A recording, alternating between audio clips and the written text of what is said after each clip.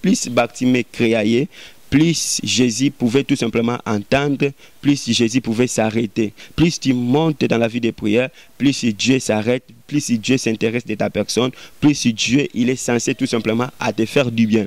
Et la Bible nous dit Jésus s'arrêta et il pouvait dépêcher des de ses disciples pour aller prendre Bartimée. C'est l'action de recouvrer ce qui a été perdu. En d'autres mots, c'est qu'au commencement, Bartimée n'était pas aveugle. Au commencement, Bartimée n'avait pas cette situation qui l'exigeait à crier, à hausser sa voix pour faire appel à la personne de Jésus.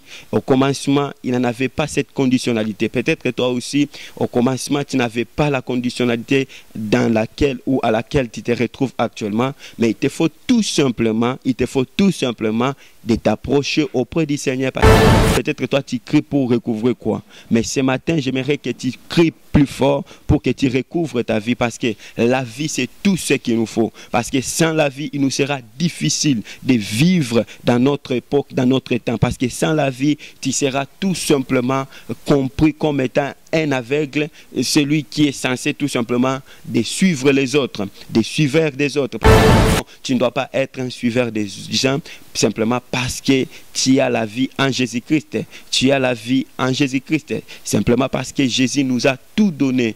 La Bible d'ailleurs nous dit, il nous a bénis de toutes sortes de bénédictions en Jésus-Christ dans les lieux célestes. En d'autres mots, il nous a donné tout ce dont nous avons besoin en Jésus-Christ dans les lieux célestes. Donc, tu as tout ce dont tu peux désirer.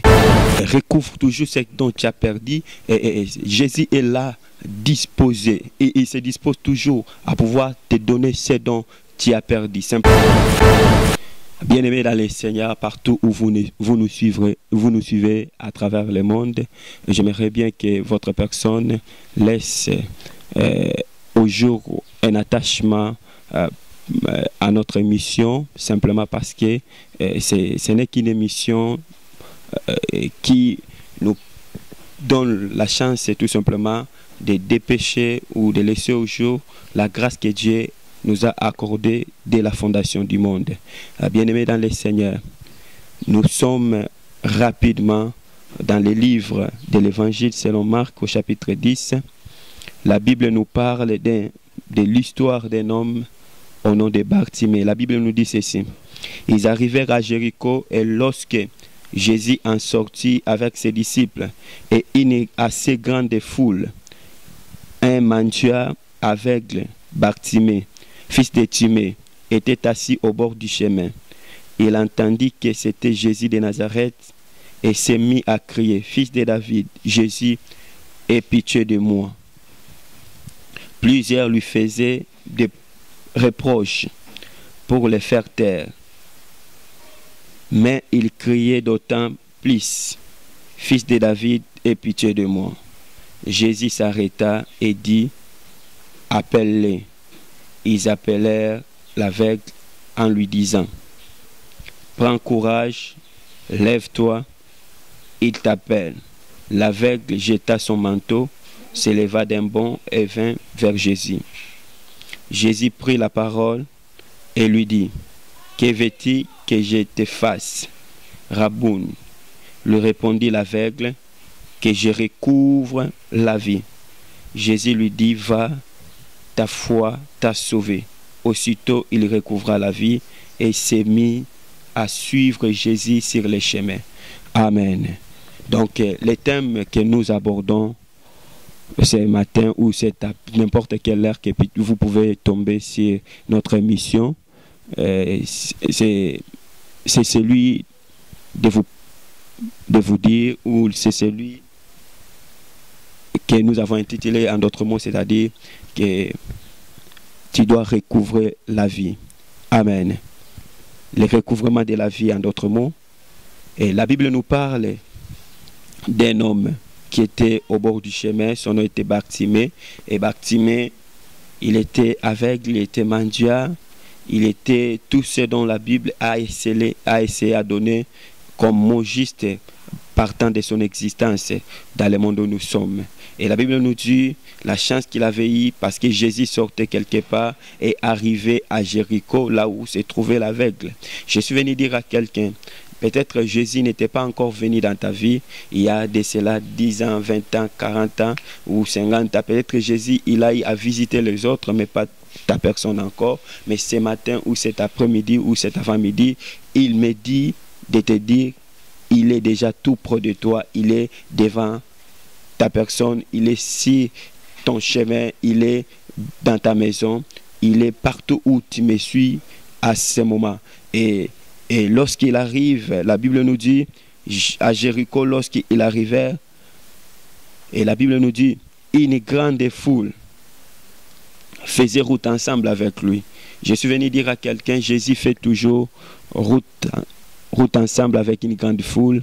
Et partout où il passe, il ne passe pas seul, il reste toujours accompagné. C'est ainsi que lui-même pouvait tout simplement dire que ma famille, c'est tout celui qui fait la volonté de mon peuple. En d'autres mots, Jésus a une grande foule, a une grande famille, a une grande famille. Partout où il passe toujours avec sa famille. Il n'est pas comme les autres qui laissent leur famille à travers d'autres villes, à travers le monde, à travers. Mais Jésus, il marche toujours avec sa foule. Et la Bible nous dit, malgré la foule, il pouvait entendre les cris de l'un de son enfant, c'est-à-dire Bartimée. La Bible nous dit, lorsque Bartimée avait appris que c'est Jésus qui passait, il pouvait tout simplement commencer à crier. Je suis venu dire à ta personne, lorsque tu apprends que Jésus, il guérit, Jésus, il fait ceci, il fait cela, tu dois aussi apprendre tout simplement à connaître ou à laisser au jour une expérience personnelle avec sa personne, simplement parce que en faisant ainsi, ça va te permettre à pouvoir entrer en possession de ce dont tu désires, de ce dont tu cherches. Et la Bible nous dit, il criait, et pendant qu'il criait, il y avait les gens qui le décourageaient. Je suis venu te dire que dans la vie chrétienne, dans la vie avec Dieu, il y aura toujours les hommes qui peuvent te décourager et qui peuvent nous décourager. Mais quel que soit le découragement des gens, nous devons tout simplement persister sur les chemins, persister par rapport à notre foi, persister par rapport à ce dont nous cherchons à la personne de Jésus, simplement parce que les chrétiens nous disent, celui qui persévérera jusqu'à la fin, il sera sauvé. Et la Bible nous dit, pendant qu'elle criait encore, Jésus pouvait s'arrêter. Je suis venu dire à quelqu'un, plus tu oses ta voix, plus ta vie de prière ne fait que monter, plus ta vie de la connaissance de la parole ne fait que hausser, et plus tout ce que tu fais connaissent un avancement du point de vue ceci ou cela, ou du point de vue spirituel. Et il te faut tout simplement de comprendre que c'est Jésus qui s'approche de plus en plus de ta personne, parce que plus Bartimée criait, plus Jésus pouvait tout simplement entendre, plus Jésus pouvait s'arrêter. Plus tu montes dans la vie de prière, plus Dieu s'arrête, plus Dieu s'intéresse de ta personne, plus Dieu, il est censé tout simplement à te faire du bien. Et la Bible nous dit, Jésus s'arrêta et il pouvait dépêcher des de ses disciples pour aller prendre Bartimée, tout en lui disant, prends courage, il t'appelle, il a besoin de ta personne. Ce matin, peut-être, je suis parmi ceux-là que Jésus, il est en train de dépêcher à travers ces messages pour te dire, lève-toi, prends courage. Tu dois tout simplement compter encore sur la personne de Jésus. Prends courage. Prends courage, lève-toi. Tu dois continuer à craindre Dieu. Lève-toi, tu dois continuer à servir Dieu. Lève-toi, tu dois continuer à faire ce que tu faisais pour notre Dieu d'une manière ou d'une autre. Et la Bible nous dit, lorsque Bartimée arrivait au devant de la personne de Jésus, Jésus pouvait lui faire ce questionnement consistant à lui faire savoir que veux-tu que je fasse pour toi.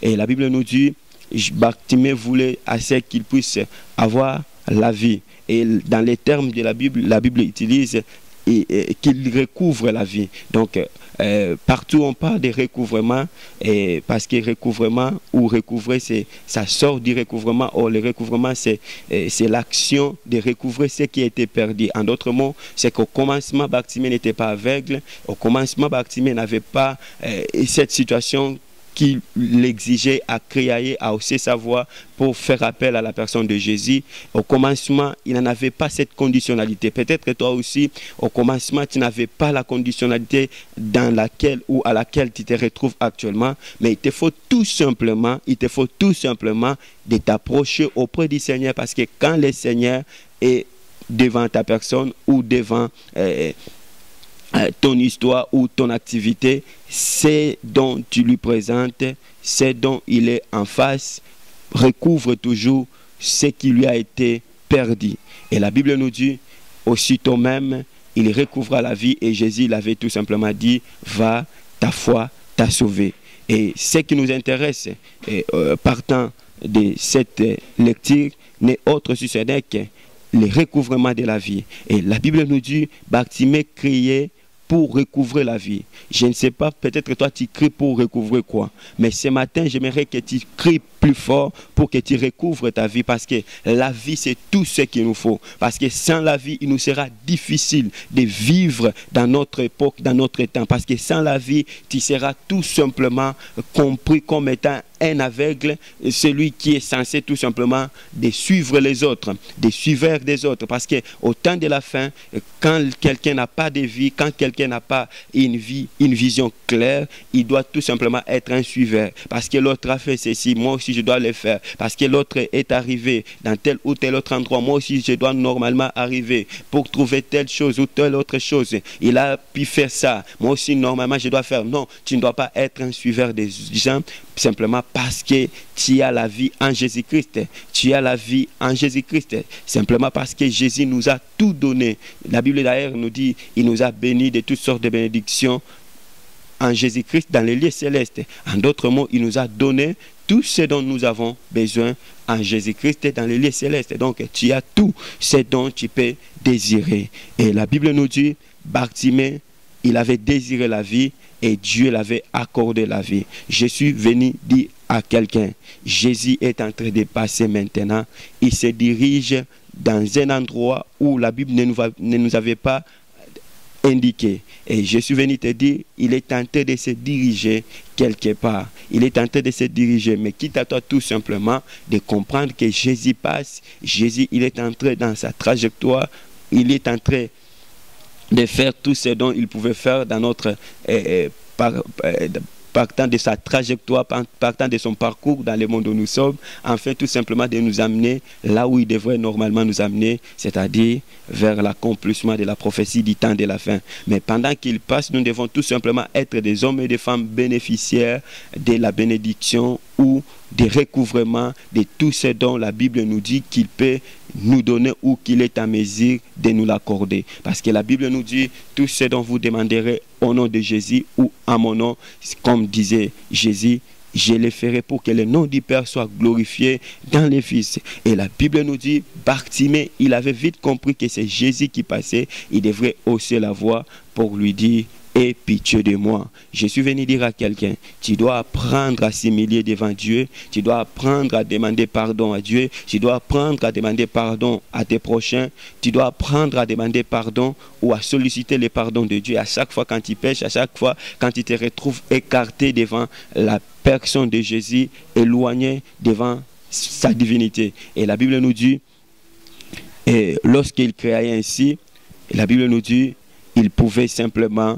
entrer en possession de ces choses dont la Bible nous fait allusion. Recouvre toujours ce dont tu as perdu. Et Jésus est là, disposé. Et il se dispose toujours à pouvoir te donner ce dont tu as perdu. Simplement parce qu'il est celui qui nous a tous créés.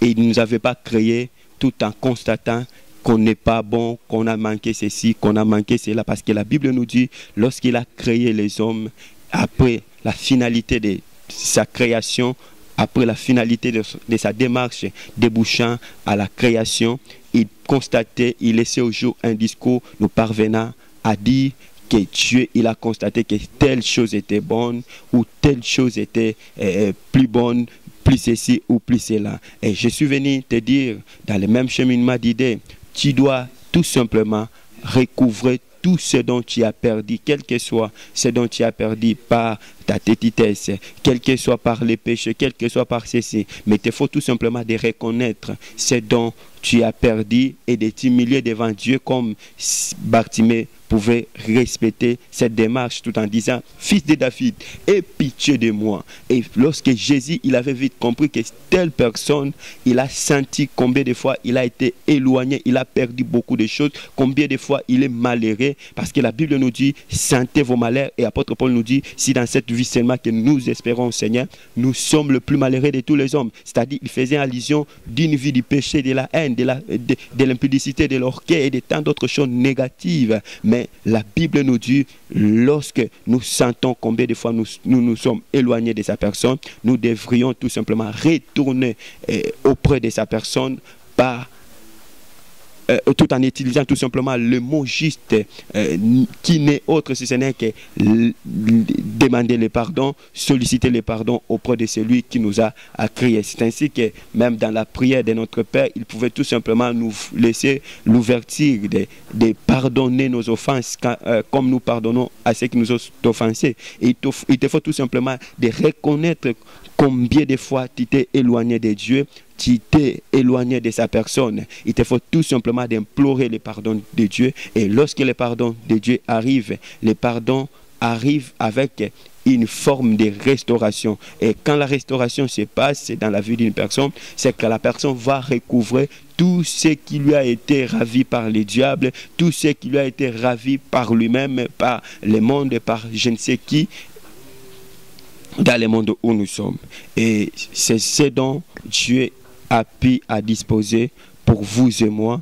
Mais ce matin ou n'importe quelle heure, on peut tout simplement entrer dans la prière. J'aimerais que nous prions, qu'on prie ensemble d'après la compréhension de la parole qui nous vient, dont Dieu vient de nous laisser au jour, c'est-à-dire une parole qui nous a été adressée par Dieu au moyen de son Esprit Saint à travers notre modeste personne. Il te faut tout simplement de prier. Prions ensemble. J'aimerais te dire, il te faut tout simplement de prier avec nous. De prier, de prier, de prier. Et réalisons la présence de Dieu. Seigneur notre Dieu, nous nous sommes éloignés de ta personne. C'est une occasion pour nous de retourner dans ta maison, de retourner dans ta personne, parce que la Bible nous dit, dans la maison de mon Père, il y a plusieurs demeures. Et si cela n'était pas, je vous aurais dit, Seigneur, parce que nous avons un demeure, nous avons une place, nous avons un endroit sûr qui est en toi, au ciel, là où tu habites. C'est ainsi que nous remettons entre tes mains, tout en demandant, tout en sollicitant ton pardon. Et pitié de nous, et pitié de nos personnes, et pitié de tes enfants, pardonne-nous. Et nous croyons que nous sommes tous pardonnés simplement parce que ta parole nous dit, tout ce dont vous demanderez en prière, quitte à vous de le croire, et vous le verrez s'accomplir. Au nom de Jésus, nous avons ainsi prié. Amen. Et nous profitons tout simplement de vous donner notre adresse. Je commence par ma présentation, malgré j'ai abordé les sujets sans toutefois de vous laisser au jour. Mon nom c'est l'apôtre Sébastien Bayoulou Bosenga. Je suis le pasteur responsable.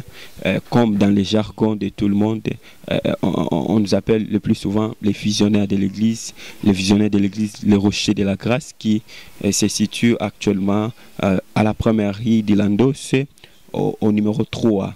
Dès que vous faites votre entrée, il y a première parcelle à droite, deuxième parcelle, il y a une salle de fête là qu'on appelle le Grand Charisme. C'est là où nous œuvrons et nous prions chaque dimanche à partir de 6h jusqu'à 9h, de 6h30 jusqu'à 9h30. C'est là où l'église, notre adresse, est actuellement. Si votre personne se trouve ou se trouve intéressée par notre message et par notre ministère, et que vous voulez tout simplement communier ensemble avec nous, nous vous invitons à venir participer dans nos quintes, là où je viens de vous laisser au jour son adresse. Que le bon Dieu vous bénisse.